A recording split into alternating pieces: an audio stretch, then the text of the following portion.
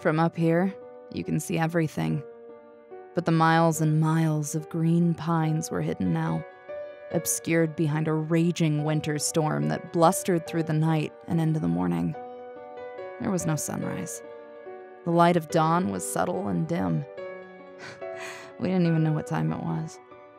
All of the clocks, on the wall, on the computers, on Finn's watch, well, they were all going backwards. 5 o'clock, 4 o'clock, 3 o'clock, all the way until midnight, where they all stopped at the exact same time. Finn and Daniel sat at the desk, headsets on and monitoring the computers religiously. I stood by the security cameras, squinting my eye up at the screens to watch the slightest glimpse of activity behind the flurry of violent snowfall. Sometimes, when the wind subsided for only a moment, I could spot movement near the tree line and a shift in the ground. Judging by the distant rumble beneath us, the Hydra was nearby and patrolling the tunnels again. I crossed my arms, my breath forming a cold fog in front of my face. The missing shards from the window brought in gusts of wind that turned the radio station into a big walk-in freezer. All of us bundled up in our coats and hats to get through the night without collecting frost. Finn had been on the phone since the crack of dawn. "Anyone answer yet?"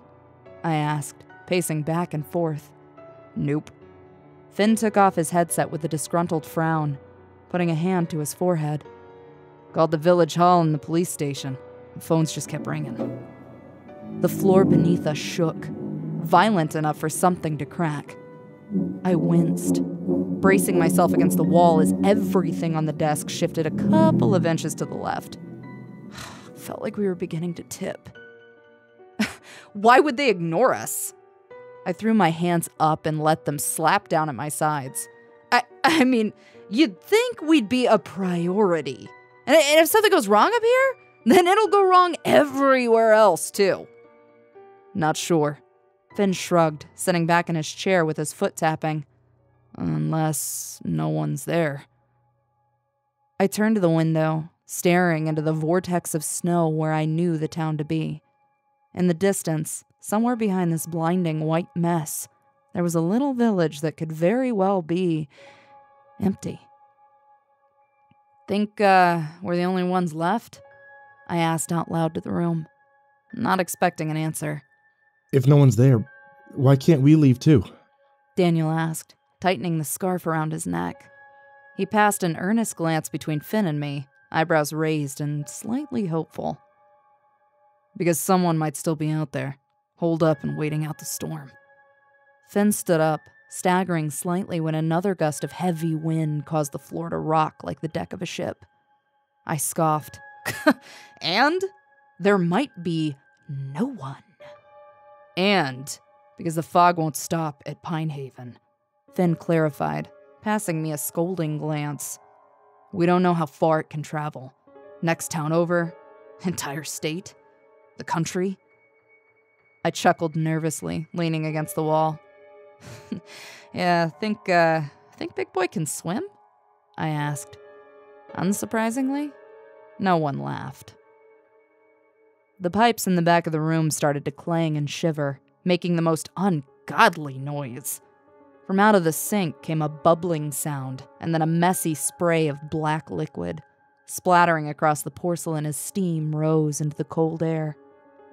I didn't think anything could be worse than the blood, but this place was just full of surprises. All the while, the radio was going haywire again. Songs playing backward or sometimes just skipping on the same spot over and over and over again. By now, the chorus to Lonely Teardrops by good old Jackie Wilson would be stuck in my head until I died. Cabinets were slamming on their own, the light above us was swinging violently in a circle, and ghostly voices were whispering from the plumbing again. God, it was like a house of horrors, bombarding us just with all kinds of oddities from all sides. The stilts began to lean, the legs of the desk screeching as it moved a few inches across the floor. From outside, I could hear the sickening creak of bending metal from the radio mast next to us. Its red flashing light was still blinking through the snow flurries. Behind it, somewhere past the tree line and through the mist, I could see the vague outline of enormous twisted antlers peeking above the pines. Its footsteps sent a vibration through the ground, one mighty hoof at a time. The beast was pacing, like a hunter waiting for its prey to come out of hiding. The lights were flickering again. We all heard something from up above, a clatter against the metal roof.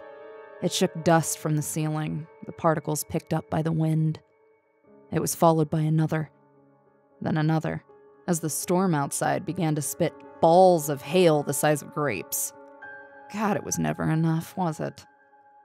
Finn was still fussing with his console, trying to connect to an emergency line. Finally, after over an hour of trying, he let out a little gasp and held onto the ears of his headset. Daniel and I both rushed to put ours on, listening in as the call connected to some distant number. Hello? Finn spoke loud and clear into his microphone. This is operators 28, 29, and 30 from the Pine Haven Emergency Broadcast Station. Location 104.6 is experiencing structural damage. I repeat, location 104... There was a whine of static in our ears, bitter and sharp. Daniel quickly pulled off his headset as if by instinct, while Finn tapped his finger against the microphone. Can you hear me? Through the white noise, a voice broke through. We both heard it, soft and quiet, as if far away from the receiver. It was the sorrowful tone of a woman, weak but calm. Hi, Steven, it's Mom. I know you're busy, but I just wanted to call and tell you how much I love you, and in case I haven't told you enough, I'm so proud of everything you've... Finn's finger couldn't get to the button fast enough, hanging up the line and disconnecting us from the channel immediately. Without a single word, he pulled his headset away from his ears and put it down calmly, his face stern and emotionless as he left his seat to stand alone by the window. Daniel was about to get up, keen on marching over to the window to check on him. I grabbed him tightly by the arm and held him back, shaking my head. So, no one's coming, he said quietly as he sat back down, eyes wide with a sense of dread that was all too familiar. As the building around us began to quake and shiver once more, we watched several shards of glass fall onto the floor at Finn's feet. The fact of the matter is, there's no one out there coming to help.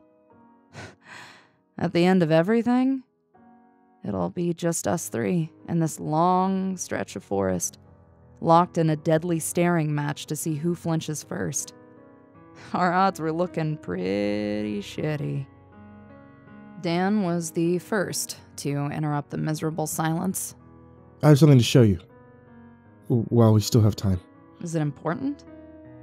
Daniel nodded his head with a sad smile. It is.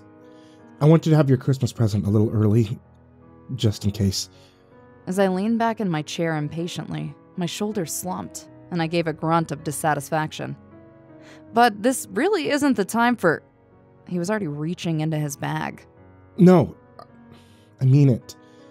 I really want to make sure that you see it before... you know. He was pulling out something square and flat, bound in leather. I didn't get a chance to wrap it. It's not done yet, actually, but it might be the best we can do. He pushed a leather book into my lap. And at first I just stared at it, before my friend gave me an encouraging nod. I cracked open the first page to find a thick photo album, stuffed with all of the Polaroids Daniel had been taking since his last birthday. A photo of us at the desk, exhausted at 5 o'clock in the morning.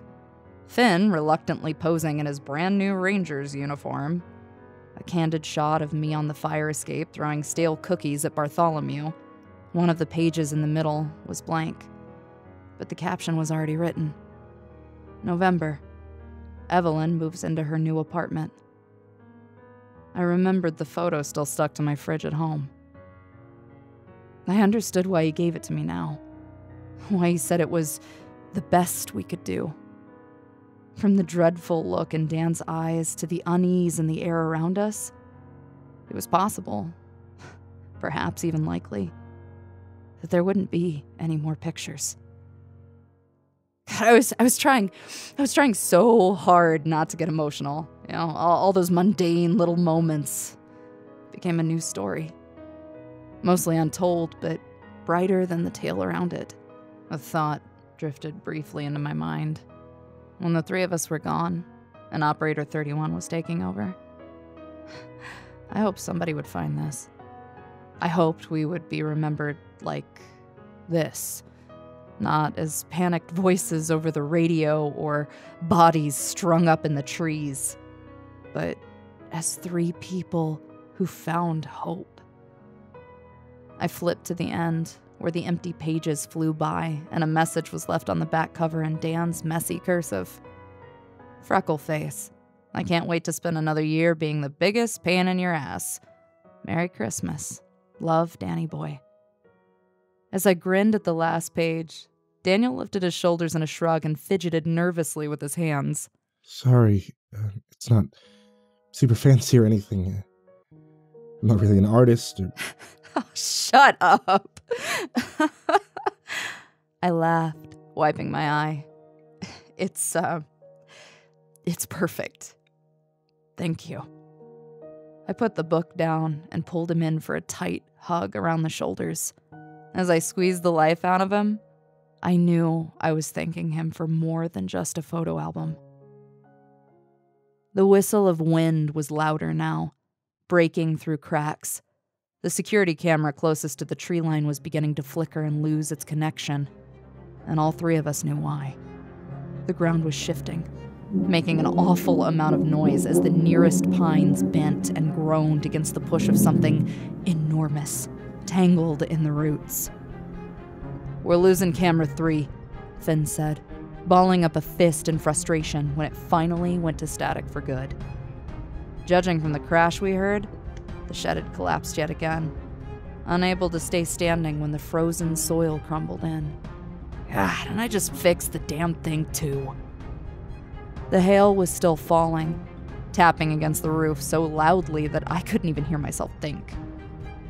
Buddy, I'm not worried about the shed. I was already getting up to my feet, but I stumbled immediately and fell on my ass when the whole place started to tip again.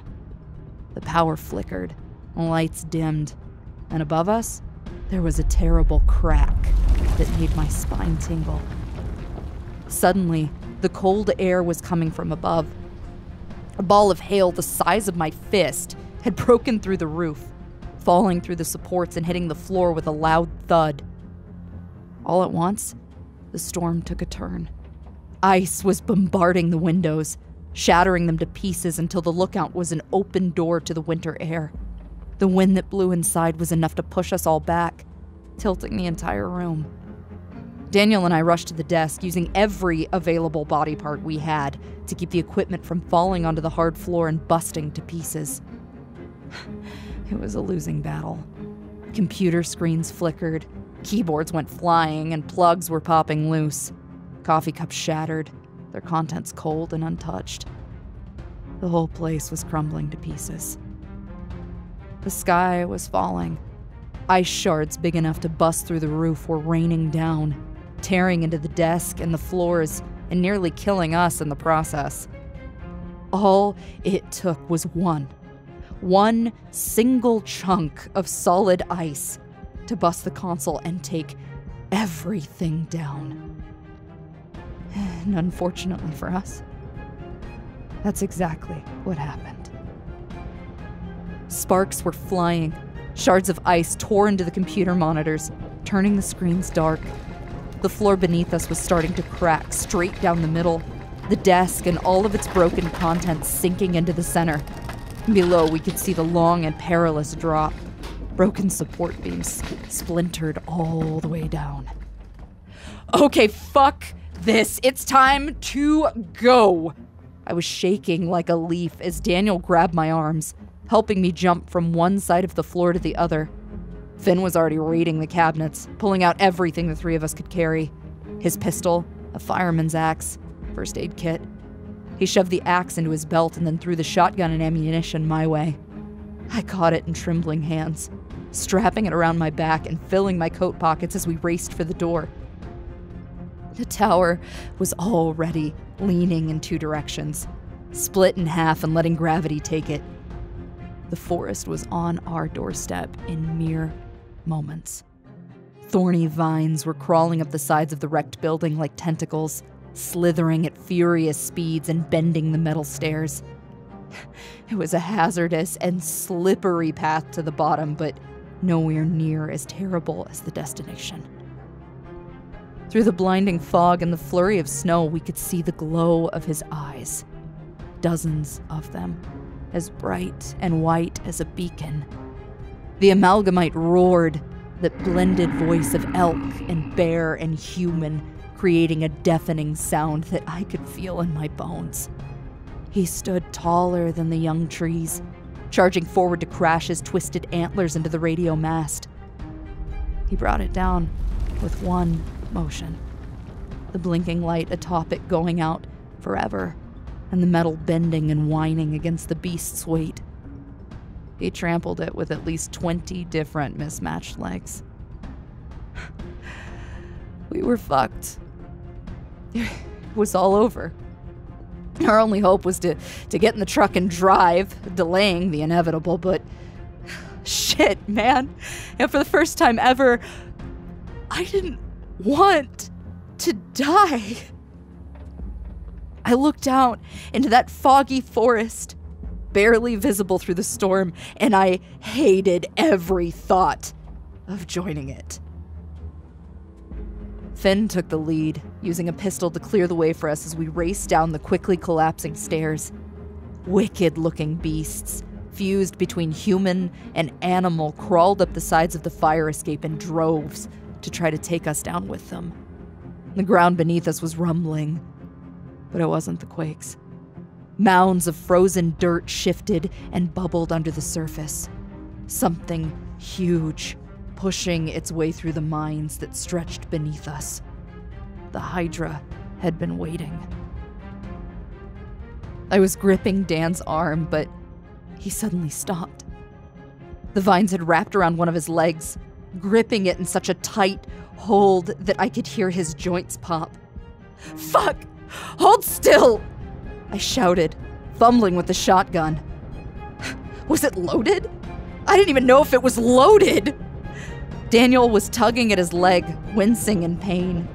I could see blood staining his pants as thorns began to dig in deeper. "Danny, just give me a second! Hold still!" He gave me a look of pure, direct determination. But there was terror in his eyes, too. And before I could do anything to help, he grabbed me and pushed me over the railing, throwing me off the side of the fire escape with one decisive motion. As I fell, making that sudden trip to the frozen ground, I could hear him shout the words, "I'm sorry," over the noise. A scream caught in my throat just before I hit the ground. The snow softened my blow, creating an Evelyn-shaped hole where I landed. And just in time. The amalgamite had finished taking down the metal tower and moved to the next, charging into our once secure refuge. Its limbs tangled in the wooden beams, crunching them beneath its weight like a pile of twigs. Electric cords snapped, sending sparks flying through the air as the tower finally collapsed with a loud and eerie groan, the impact shaking the mountainside. The amalgamite went with it, caved in beneath the wood and metal. Its antlers were tangled in the twisted remains. As the beast roared in frustration, I forced myself to my feet on aching legs that were still shivering from the fear of falling. The ground trembled. The voices of the dead surrounded us, staggering through the fog with their blinding white eyes, glowing like so many fireflies in an open field. Many of them had been crushed by the falling tower. Blood and dark stains splattered across the snow. Others were trying to pull themselves out of the twisted mess left behind. Humans, animals, combinations of the two. Creatures so rotten, I didn't even recognize them anymore. The forest had brought everyone out to play. Finn was already on his feet, and I was the first to rush to the wreckage, ignoring the motion beneath the snow and the deafening roars of the amalgamite as I threw aside broken pieces of wood beams and twisted metal. "Danny!" I yelled for him, but I got no answer. My heart was racing so quickly that it hurt. "Dan! You fucking idiot! Where are you? Answer me!" "I found him!" Finn called out, waving for me through the mist. I could just barely see his silhouette. I fought my way through the shifting snow, climbing over the remains of our tower to get to my friend.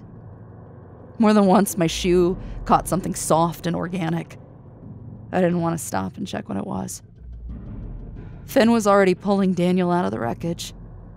God, even with the heavy fog in our faces, I could still see the blood. So much of it.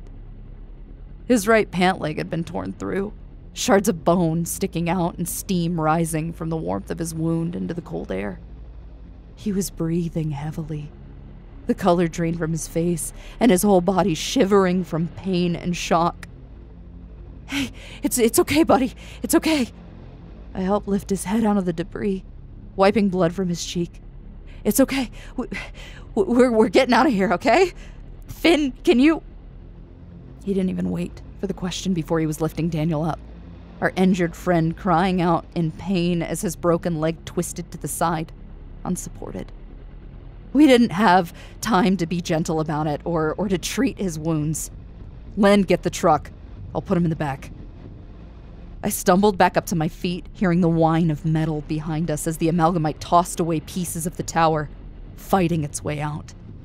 I felt pain in my ankles. Something was reaching up through the snow, breaking through the frozen dirt and grabbing at my legs with sharp claws. I stomped and kicked with all my might. At this point, I didn't want to know what the fuck was out there. I just started running toward the gravel road with both hands outstretched, hoping that I felt that cold tarp before anything else. When it was in my grasp, I pulled it away with all of my strength, a flood of snow, hail, and broken twigs covering the ground. As Finn shoved Daniel into the bed of the pickup truck, I rounded to the other side, opening the old rusted door and fumbling with my keys frantically before the engine finally roared to life. It wasn't the only thing that rumbled. The ground began to split in front of the vehicle, the snow and dirt sinking into a fresh hole in the earth where so many decaying gray hands started to claw their way out. We heard the terrible, mutated voices of the Hydra, screaming and howling into the air as it started to climb to the surface with its many human heads in the lead. It was bigger now. The bodies at the top of the centipede fresher than the ones before it. More sleeping victims had floated towards their terrible end. "Finn, get in the car," I said, refusing to take my eyes off the beast. "Get in the car!" I practically threw myself fully into the driver's seat, glancing back just long enough to slam my foot on the accelerator. The wheels spun in the snow, moving mere inches. I heard the shrill squawk of crows as several of them began to throw themselves against the windshield, flapping their wings and scratching talons against the glass, some of them with many limbs or two heads shrieking in tandem. The front end of the truck started to tip as the Hydra pushed its weight against the ground, towering above us like a tree made of melted flesh. Arms, legs, hooves, tails, and all manner of other mismatched parts were grabbing at the front of the truck, trying to pull us down into the earth with it.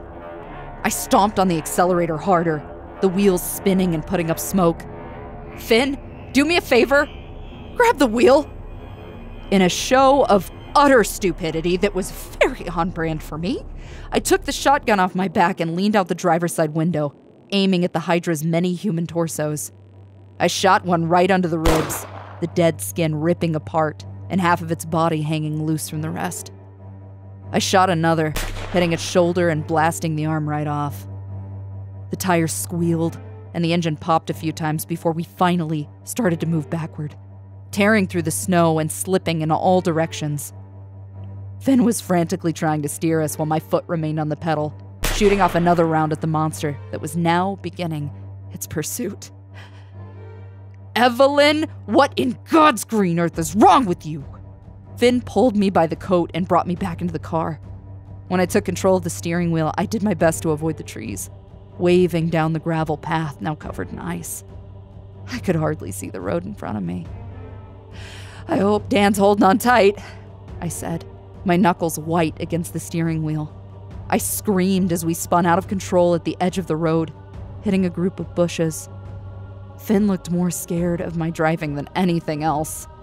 Meanwhile, the many thundering steps of the Hydra closed in behind us as the awkward creature moved through the snow with any limb that could support its massive weight. If Dan was still alive, I did not envy his view. We sped down the mountain road at the mercy of the ice and the blinding fog. I didn't know where we were going or if we'd even make it there alive. We just couldn't stay here. Eventually, I recognized the path we were taking. We were going towards the town. For the first time, I rubbed my 2 remaining brain cells together. I had an idea. It was just batshit stupid enough to possibly work. Hey, Finn? I asked, wincing as I watched something dart across the road, clipping the front end of the truck. I don't want to know. You know how the bell used to be like a real thing? Yeah? Does it still exist? He went quiet for a moment, eyes wide and staring at the road in front of us. Shadows were lurking at the sides of the pavement. The ground was splitting open. Trees were falling and creating boundaries in our path that I wildly swerved to avoid. Everything was trying to stop us from leaving. They put it on top of the church, Finn said decisively, a sudden expression of victory on his face. Oh, shit! This could actually fucking work! He slammed a hand against the dashboard a few times in a rare show of excitement. If we get to the top, you and I can ring it. It'll at least save us some time. And Dan? I looked at him for a split second, then faced the road again just as I had to swerve to avoid what looked like a headless deer running out in front of us. Finn didn't answer me. He just shook his head, his mouth closed tight. This job takes all 3 of us, I said sternly. You told me that, remember? You said it takes all. Evelyn, we can't. He gave me that look again. Direct, demanding, and tragically correct. We don't have time. Fuck, I hated when he was right. Instead of admitting it, I pushed my foot down harder on the gas, driving us forward as fast as I could. I didn't want to look behind us and see what followed, but I knew the amalgamite wouldn't be far behind. The Hydra could already be waiting for us for all we knew, the way the mines stretched in every direction beneath Pine Haven and beyond. The village limits were in our sights. I could see the downed power lines, the cracked brick, the busted vehicles left abandoned and broken. At first, it looked like a ghost town. Not a soul for miles except the frightened few who were hiding in their cold, dark cellars. But as I drove down those empty streets, I saw them. People floating in the air, upside down. All of them hovering through the fog and towards the forest. Towards the light. Oh, God. It was calling them, too. I fucking hate this place, I said through gritted teeth as I turned the corner, the wheels sliding through the snow and slush. We were close now. I saw the distant shadow of our apartment building, now infested with dark figures that climbed up its sides like spiders. I saw the grocery store, its windows all shattered and beastly screams coming from within. Some of them were chasing us. People who had been infected with black sludge and beast-like limbs. I watched in the rearview mirror as Finn leaned out of his window and started to shoot his pistol indiscriminately, hitting a few of them and sending their body parts flying. Slamming on the brakes, I jolted to a halt outside of the church, the truck sliding in a half circle before the front bumper smacked into a telephone pole. I didn't give a shit. I left the vehicle running, throwing open my door and jumping out with both feet sliding on the ice. As Finn threw himself out of the passenger seat, I rounded to the back of the truck, climbing up onto the truck bed and taking the shotgun off my back. Daniel was still back there, thankfully, looking slightly nauseous and paler than ever, but still breathing. I gave him a little tap to the face, trying to keep him awake as his eyes fluttered. Danny, look at me. I got face to face with him, emptying the ammunition from my pockets. I was shaking from head to toe, dropping everything I touched. Here, take the gun. You need it more than me, okay? Hold it tight and shoot at anything that comes for you. Okay? Okay, Danny, you can do that for me, right? He looked at me with that sickly, bloodied face, nodding his head sleepily. I could tell the blood loss was going to do a number on him. He was holding one of his sides, and for the first time, I noticed a piece of rusted metal pipe that was sticking out from under his ribcage, blood pouring from between his fingers. Shakily, he grabbed the shotgun and held it in one hand. Yippee-ki-yay, he murmured with a delirious giggle. If those are your last words, I'm gonna bring you back and kill you myself, I told him, my jaw quivering. The tears on my face felt like they were turning to frost in the cold wind. Daniel grinned and stuck out his hand, extending his little pinky finger. Won't be. He croaked. Pinky swear. I wrapped our fingers together, squeezing them tight. As the ground shook from the amalgamite's approaching steps, a sob left my throat, and I wiped my face with my sleeve. The road was cracking. The tunnels beneath the town were collapsing from the weight of the Hydra as it tried to punch its way through the concrete. It was right below us. I love you, Danny boy, I said. He gave me a stupid, toothy grin, blood collecting in the corners of his mouth. Love you too, freckle face. He ruffled the top of my head with a filthy hand. Now, go do your job. I'll see you soon. Promise. I could hear the roar of the amalgamite growing closer. I couldn't tell if it was following us or if it was simply leaving destruction in its path without design. But its hooves made the earth tremble beneath our feet. I quickly jumped off the truck and rushed after Finn, following him up to the church steps, where the doors were already busted open. Creatures from the forest were waiting for us. A twisted collection of human limbs was crawling across the walls like an insect, leaving burning black sludge in its wake as its tongue lolled out of its mouth. It looked our way and let out a shriek, which was quickly silenced by Finn's pistol before he moved on to the next. The thing still moved, writhing on the floor and attempting to drag itself with all of its spiny limbs. I made a split-second decision and pulled the fireman's axe out of Finn's belt, lifting it over my head and bringing it down on the sack of flesh with righteous fury. It felt fucking good, too. I heard a blast from the shotgun outside, and my stomach flipped. The Hydra was screaming, pulling itself out of the ground.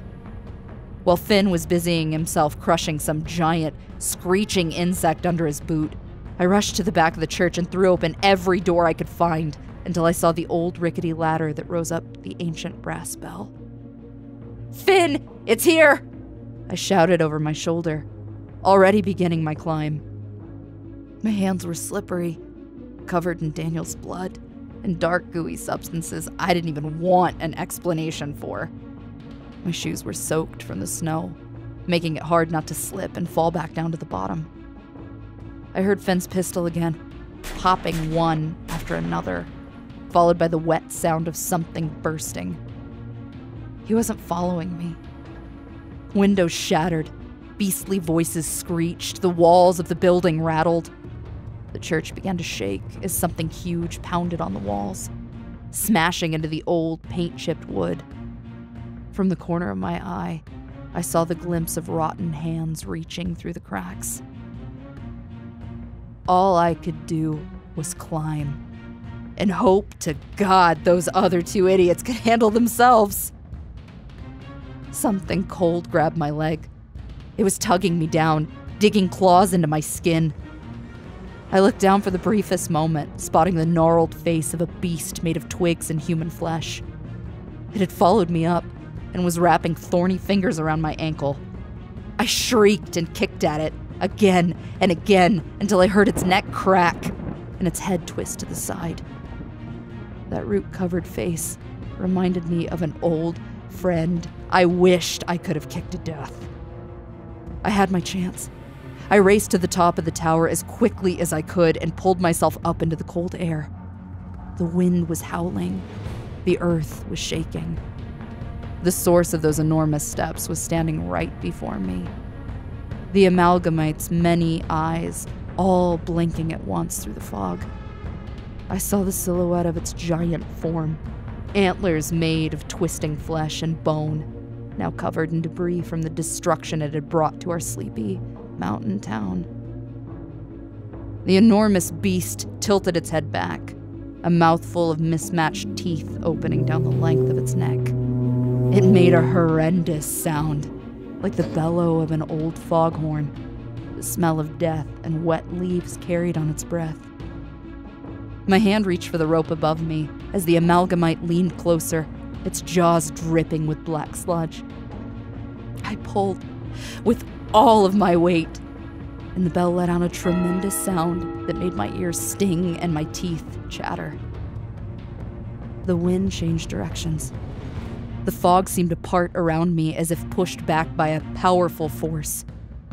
I rang the bell again and again, even when my arms began to burn and my hands were growing chapped and red. The amalgamite stumbled back slightly with each sound that reached its ears, reluctant to leave but pushed away by an invisible force field that grew stronger with each shrill sound. "That's right!" I screamed, laughing through the panic and the fear. "Go on! Get! This is my house! You hear me? You fucking hear me, you big bitch!" I pulled the rope in quick succession, fueled by adrenaline and pure, feral joy. I didn't stop until I was too exhausted to continue, finally collapsing to my knees. The world went eerily quiet after a while. The ground no longer rumbled. The amalgamite steps faded into the distance. And for the first time in hours, I could see more than an inch in front of my face again. The fog was creeping back into the forest bit by bit, the many denizens of its accursed grounds going with it. I didn't recognize Pine Haven anymore. It was in ruins now, torn to pieces with old, familiar buildings turned to rubble. My old elementary school was just a pile of bricks. The convenience store didn't have a roof, and out in the streets, some very confused and sore people were finding themselves waking up from dreams of floating towards a bright, magenta light. Some were screaming or crying, and others were just in shock. They might not even remember what happened here today. I sat up there alone, catching my breath and looking over the entire town. I could see everything from up here. "Hey, Quasimodo!" Finn's voice yelled up from the front steps of the church. I looked down at him. He was covered in blood that probably wasn't his own. He grinned up at me, sporting the biggest smile I'd ever seen him wear. and gave me 2 thumbs up. I slid back down the ladder and rushed out the door into the war-torn streets of our quiet little village. For the first time ever, Finn actually reached for me and pulled me into a giant hug, lifting me about a foot off the ground in the process. It worked! I was smiling while tears flooded my face. I squealed excitedly and kicked my legs. It actually fucking worked! We did it! We did it! The truck was dented on all sides. We were covered in blood and guts. Our radio tower was just gone, but the storm had passed. We were safe for another day. Maybe another hour. As soon as Finn put me back on solid ground, I ran to the road and caught sight of Daniel sitting in the truck bed. Still bleeding, still holding his injured side, but very much alive. He gave me a huge smile, teeth stained red. You know, He started, voice dry and weak. He held up the shotgun. I'm actually kind of good with this thing. Regular Wild West bandito. Several of the Hydra's heads and torsos were scattered in the road ahead of us, dead and in pieces. Some of those pieces were still wiggling a little bit, but it was nothing the wheels of my old ride couldn't handle. I hopped up into the back of the truck, the knees of my jeans stained red. Not bad at all, cowboy. Not bad, I said proudly, giving my stupid friend a cold and bloody kiss to the side of his face. He laughed, dropping the shotgun down to his side and leaning against the back window. With a deep breath, he looked down at his broken leg and the pool of blood slowly growing around him. He coughed, red flecks on his lips. I think the hospital sounds pretty good right about now. Everything's getting a little dark. I grimaced a bit. Yeah, buddy, you look like shit. Just stay awake, okay? Fenn was already getting back in the vehicle. I jumped over the side and stopped him before he could close the passenger's door, gesturing with a nod toward the seat beside him. Go ahead and take him into town for me, I said. I'll stay here, just get him there quick. You sure? Fenn was getting out of his seat. Then, from up above, we both heard the distant sound of a helicopter's blades. Someone was coming our way. Yeah, I nodded with a content smile, still looking up at the sky. After all, somebody's got to ring the bell. Finn let out a heavy breath and patted me proudly on the shoulder. Then I'll leave this place in your capable hands, number 28. It was afternoon. The sky finally cleared for the first time in days, a red sunset on its way. As Finn and Daniel sped off down the mountain path toward the nearest town, reinforcements were flying in fashionably late. Figures that it would take a full-scale monster invasion over the mountainside for them to even remember we were here. You know, maybe one day they'll tell me more about this place. About whether or not Station 104.6 is the only one of its kind. About how we got here, where we are today, But for now, our job's pretty simple. Rebuild and resume.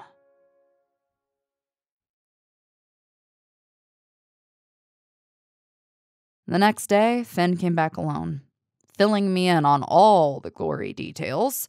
Apparently, Daniel is the luckiest son of a bitch to ever walk on this godforsaken earth because the metal rod that stabbed him was centimeters away from his spleen. I called him on the second day of his hospital stay, at which time he excitedly told me that at one point, his heart actually stopped on the table. His family and Finn had been in a panic, but he was more interested in talking about his broken tailbone. I really busted my ass in there, Lynn. He said the second he picked up the phone. Get it? My ass? Yeah, buddy. I get it. On the third day, we were all together again, trudging through the snow toward the remains of our old watchtower. The debris was being moved away, and all the parts were laid out for a brand new metal tower to go up. For now, a team of rangers from the other side of the mountain were putting together a little tin shack for us to use as a temporary broadcast station, at least until they could get us back in the air. And on the air. Finn said there were rumors of an election coming soon. Most of the village council, including the police chief, had vanished or actively abandoned their homes. I told him that he should run, to which he made some uncomfortably realistic vomiting sounds as a response. We stood in the snow, Daniel on crutches, and all of us freezing our asses off. In the distance, we could hear the bell ringing. It was always ringing nowadays. It looks like we won't be decorating the tower for Christmas this year, Finn said. Sorry, Dan. Daniel gave a disappointed pout, huffing through his nose like a kid who didn't get his way. Poor fella. He had the tinsel picked out and everything. As I glanced over the wreckage, the corner of something square and smooth caught my eye. Kicking a few pieces of broken wood out of the way, I dug through the snow and splinters until my hands wrapped around the edges of the photo album Daniel had given me. It was a little roughed up on the outside, but all of the pages were kept safe and clean. Looks like those empty pages might be filled after all. Hey, we can decorate our little shanty when we get back, I said, tucking the book under my arm. Let's get out of here. I'm sick of looking at this place. As the three of us walked back down the gravel path, I caught sight of familiar wings fluttering on a nearby branch. Bartholomew survived the storm. You know, Daniel said, trying not to get his crutches stuck in the snow. Again. You guys are welcome to my family Christmas, if you want to come. If you don't have other plans, obviously. I gave him a grateful smile, thinking it over for a brief moment before another thought came to mind. Actually, I was thinking of visiting my mom. I promise you'll get me for Christmas Eve. And New Year's, though. Is that a deal? Daniel seemed more than happy with that plan. I gave one more brief glance to the tree line, spotting a bit of movement behind the winterberry bushes. In the shadows of the pines, I could have sworn I saw the shape of a mountain lion calmly easing back into the forest, one slow step at a time. The wind blew cold against the back of my head, tangling into my hair. I haven't been thinking about him as often as I used to. As we got back in the truck, ready to drive through our sparsely populated town, my eye caught the pulsating glow of that magenta light in the center of the forest. A reminder that our problems weren't over yet. They were only getting stronger. But I guess we were too. I'll think about that another day. For now, I think all three of us were due for a little break from this place. This paid vacation wasn't going to take itself. So, where are we going, boys? I asked, clapping my hands together behind the steering wheel as the engine rumbled to a start.